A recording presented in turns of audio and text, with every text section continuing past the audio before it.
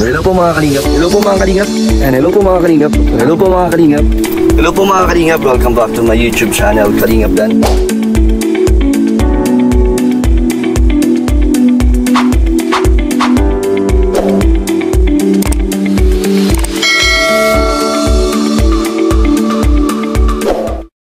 Hello po mga kalingap, welcome back to my YouTube channel. So ngayon po ay nandito ulit tayo kay Tatay Daniel para mag-abot po ng kanyang kahilingan na makapagsimula po ulit sa kanyang pangkabuhayan po. At meron nagpadala po ng pangsimula niya po ulit, kaya maraming salamat po sa inyo. Tara, so tara po mga kalingap.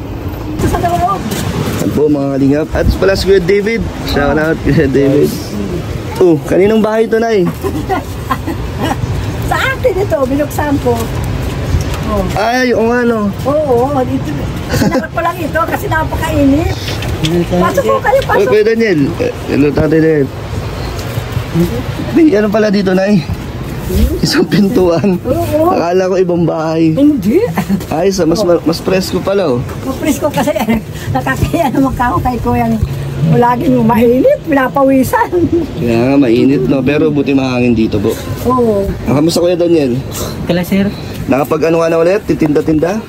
Opo, yung pong binigay niyo pong 1.5. Anong ginawa niyo dun sa ano? Bili pa ako ng tuyo. Linda. Anong paninda pong binili niyo? Isda? Tuyo pong ano, tuyo yung daing. Ah, so nakapagsimula ka na ulit? Naglalako ka na ulit? Opo sir. Asan bike mo Kuya?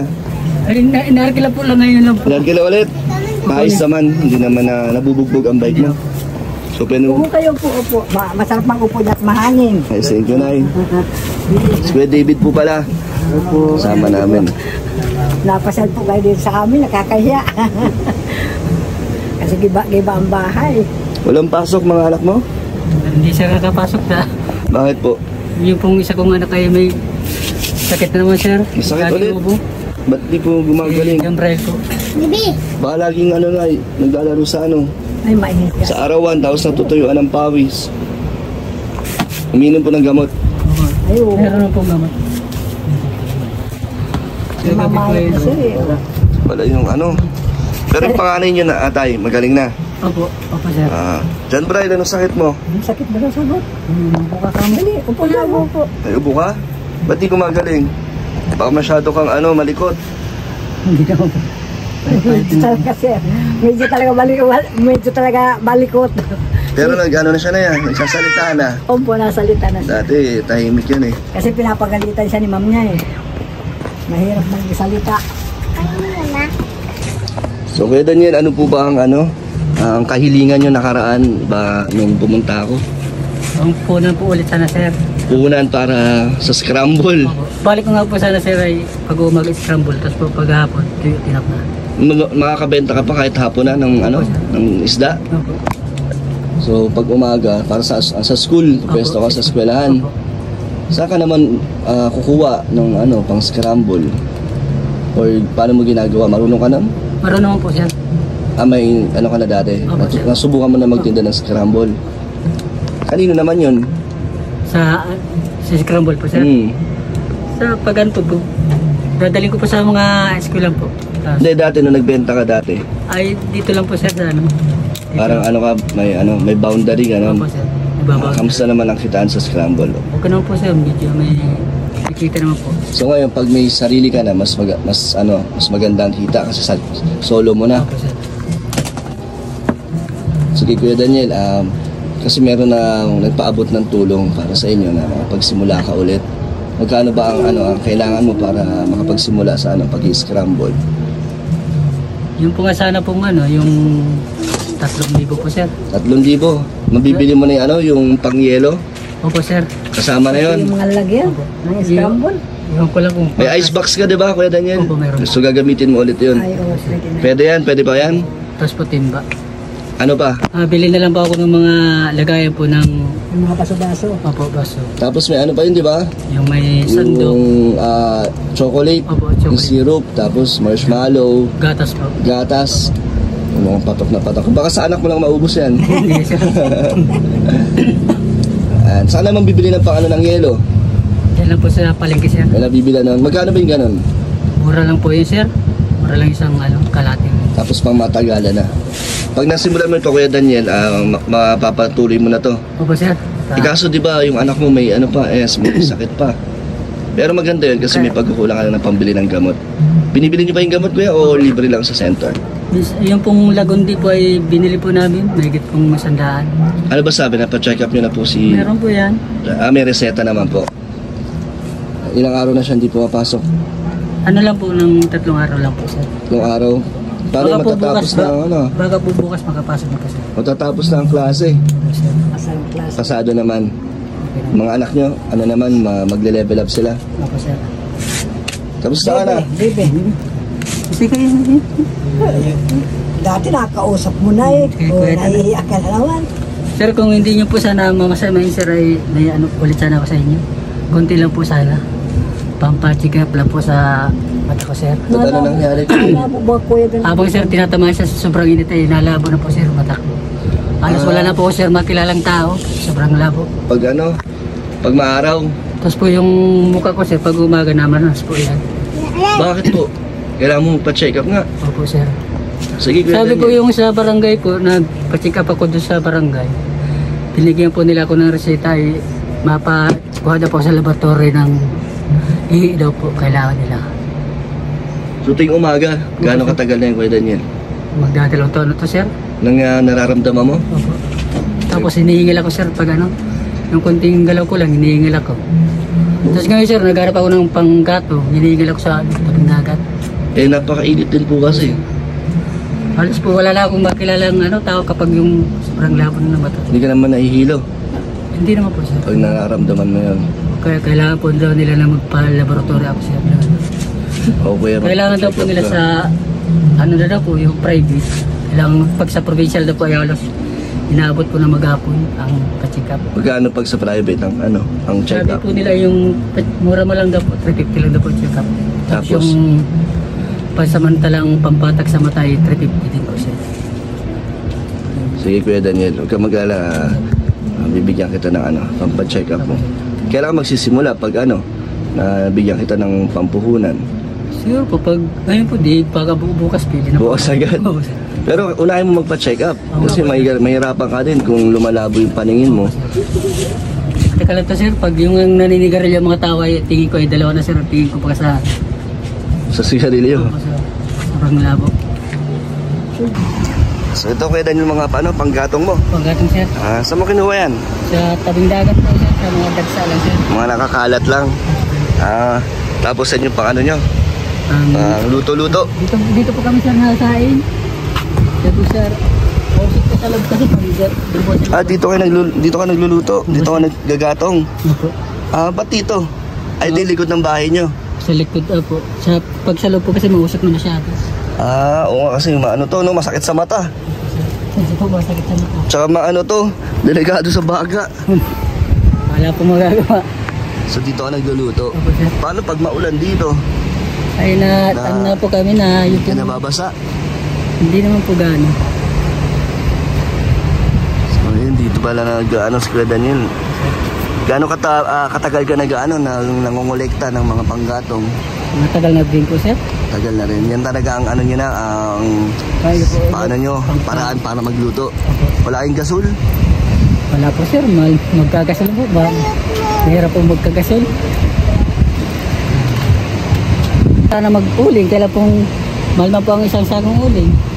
380 po isang sako. May nabibili namang uli, Kuya Daniel, plastic Kaya lang. mga kailan po dalawang luto man lang po. Habang lutuan lang. Ito, gano'ng tinatagal na ito. Matagal po yan, sir. Kaso matagal din pabagain yan, no? Opo, sir. Parang tsaga din talaga. Gamit lang po. So yung bike mo, Kuya Daniel, inarkila ulit. Ano namang ang ikakarga doon? Yung mga damit lang daw po, sir, yan. Mga damit lang, magagaan lang naman. Hindi naman wala pa namang sira. Ay, wala pa Yung naman bike po. mo. Edi naalagaan mo. Gano'n nakatagal sa'yo, Kuya Daniel? Matagal na rin, no? 1 year na po ngayong Grabe, September. bilis ng panahon. Mag-isang taon na pala tayong nung nakilala kita. May pinagbago ba sa loob ng isang taon, Kuya Daniel, ang buhay nyo? Meron naman. Nagkaroon naman ng pangkabuhayan, no? So ngayon, Kuya Daniel, ay, ayun, nandito ulit ako para tuparin ulit ang kahilingan. Lakas talaga ng ano, ng dasal mo Daniel, no? May talagang tumutupad talaga ng hiling mo. Kaya mo naman, hindi na po kayo babalik sa 4 na buwan, sabi niyo. Sabi ko nga, hindi, baka may busy lang si Sir Dan.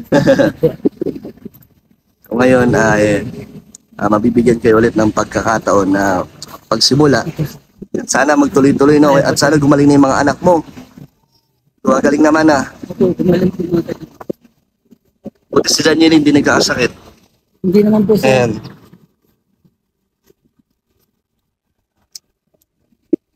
kamusta si mama mo kay Daniel na ngayong panahon napakainit? Minsan din po, ano din po, hinihikang masyado. Hindi ka. Hinihingal na din. Ikaw kay Daniel, di ba sabi mo hinihingal ka? Hindi ka ba nahihirapan pa nagbibisikleta ka? Yun ang sir. Pa nagtitinda ka? Hindi ka nahihirapan? Ay paano yan yung scramble? Mas mabigat yata. Ayun, maganda Ipadjak. po. Mas magaan yun. So, Kaya hindi ka naman mahirapan na sa bagay, kung mag-scramble ka, isang lugar ka lang naman, no? Sa eskwela ka lang. Maubos agad yun. Opo sir. Eh, ang pag-iisda, matutuloy mo pa rin. Opo sir, gagawin ko po sir para Di ba mahirapan nun? Di ba masyadong mapagod? Baka naman bumigay ang katawan mo yun. Kasi syempre, pag mag-iisda ka, madaling araw pa lang, bibili ka na, di ba? Tapos, magtitinda ka pa ulit. Tapos, scramble pa. Kaya ni sir, meron lang sapat na araw na makain ng ano. Para sa mga anak mo. Kaso, paano yung katawan mo, Daniel? Dapat uminom ka din ng vitamins. Meron naman po dyan sir, yung binigay niyo po sa akin na 1.5. Yan ang binamang Nagbili pa ako vitamins. ng saman. Subukan mo uminom ng mga multivitamins Kuya Daniel para sa resistensya mo dahil ka na sa labas. Kailangan mo yan lalo na ikaw lang ang inaasahan ng mga anak mo. At diba, wala ka bang ibang nalalapitan ng tulong sa kamag-anak mo? Hindi po dyan lumalapit sa kanila sir. Bakit naman? Kapag lumalapit po ako sa kanila ay natatanggihan po yung hinihingi po doon sa kanila. Wala rin ba sila? Wala rin maibigay na tulong? Kasi po nag-ano lang din po sila, nagtataytay sa tapahan. Eh ang ang asawa mo o ang nanay ng mga anak mo? Ay, gusto nga po sana daw kunin to. Hiramin daw po ng kahit isang buwan, ayaw ko man po. Ba't naman? Hiramin daw po. Taga-karino po kasi. Baka po kasi kapag binigay ko baka Di na ibalik. ibalik. Ano sabi ng anak mo? Gusto ba niya? Ay, tinatanong ko, ayaw man din. Ayaw din. Ayaw natin po. So pa kaya hindi balik? Ano sabi ng nanay nila? Wala man po, hindi naman po na. Ay doon tayo kay Daniel, mainit. So okay lang naman ba sa sa nanay nila na hindi mo pinayagan na hiramin? Hindi nga pong gustong hiramin, ay ayaw man po na nila na sa mga masamang ulam nila. Pasok po kahit dito ulit ang mainit. Ikaw na, anong masasabi mo doon na gusto mo palang hiramin si Ay, si Danieline ng kanyang nanay? ang sabi ko dito sa ama, ako, Daniel, ipahiram mo na muna at isang buwan man lang daw. Para ka ako, makapahinga-hinga ka tapos magpagamot ka. Kaso baka daw hindi na ibalik. Ay, ibabalik po yun dahil, Tiwala naman po oo, kayo. ibabalik po dahil yung asawa niya ngayon, nagkaanak na silang isa. Ay, wala naman nahanap buhay na maayos. Opo. Nagbabangka lang.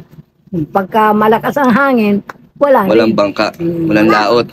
Kaso okay lang po ba kung sakaling nandun si Daniel, hindi naman po ba siya parang makakawawa pag nandun? Ay, okay lang po yun dahil magulang naman po yun. Nandun naman yung nanay po, no? Oo. Dahil para ka mapahingahan siya. Kaso ayaw daw po yata ni Danieline. Minsan ayaw nga nun. Ito rin ayaw, gusto kita pa niya. Sabi ko kahit wala ka pagkain, gusto ka pa rin dito. Oh. Pero syempre mama pa rin nila po yun. Ay, oo. Nanay pa rin. Nanay pa talaga. Pwede naman din, no? Naktas mo yung dami, siya. So kaya Daniel, masasabi mo, pahig pala si si mama mo. Oo. Oo nga po, kaya po sila nga po ayaw. Ayaw din nila. Ayaw nga po nila. Pero kung pumayag sila, okay lang sa'yo. Papayag ka naman. Pero po, bago po mangyari na Nalulungkot magawa naman po kasi kami ng yung kasulatan sa barangay. Para sigurado ibabalik. Mm-mm. So mahal na mahal mo talaga yung mga anak mo, no? Ayaw mong mawala sa'yo. Opo, sir. So kahit na nahihirapan ka na kay Daniel, ay gusto mo pa rin na nasa iyo ang mga anak mo. Opo, sir. Ikaw, Danieline, Hindi. Tingin, dali. gusto mong dalhin na kita sa nanay mo? Dali na. Pati ko kay mama. Dali, kinakausap. Dali. Ikaw, John Braille, payag ka ba doon ka sa mama mo? Bakit ayaw mo? Bakit daw ayaw mo? Dali, salita. Mahal mo si papa mo? Opo. Love mo si Tatay Daniel? Kahit na hirap kayo sa buhay, gusto mo nandito ka lang. Talaga? Danielin, payag ka na, doon ka kay mama mo? Ayaw mo din? Bakit naman? Namimiss na kayo ng mama nyo. Ayaw mo? Gusto mo lang dito kay Tatay Daniel? Opo. Paano yan? Nahihirapan na sa'yo si lola mo. Nahihirapan na daw mag-alaga. Pasaway ka daw. Sige ka ba ka?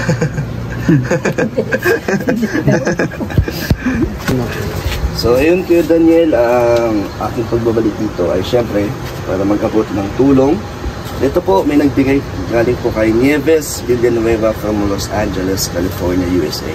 Nagbigay siya kay Daniel ng 5,000 para makapagsimula ka sa yung sa yung pangkabuhayan. 1, 2, 3, 4. Okay Daniel, yan 5,000 para magsimula ka na ulit sa yung gustong gawing pangkabuhayan. So kay Nieves Villanueva. Thank you pa. Salamat po kay Nieves Villanueva po dahil po sa binigay niyo pong pampunan po sa ating pag-anak po. Salamat po. So ito kay Daniel, dahil gusto mo magpa-check up, di ba? Ito 2,000. Salamat. Bigay ko sa'yo para makapagpa-check up ka sa Salamat iyong mata. Salamat po kay Kaling Abdan dahil po binigyan po ako ng pampacheck up po sa ating mata. Salamat po. Kay Daniel, sana mapaikot mo ulit yung kapital mo katulad dati, di ba? Tagal ka rin naman talaga malagtinda ng isda, no?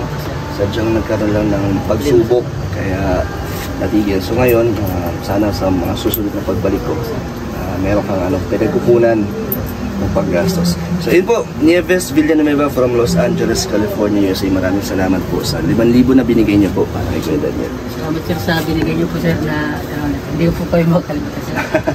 Hindi mo makalimutan, pangalan pangalan eh.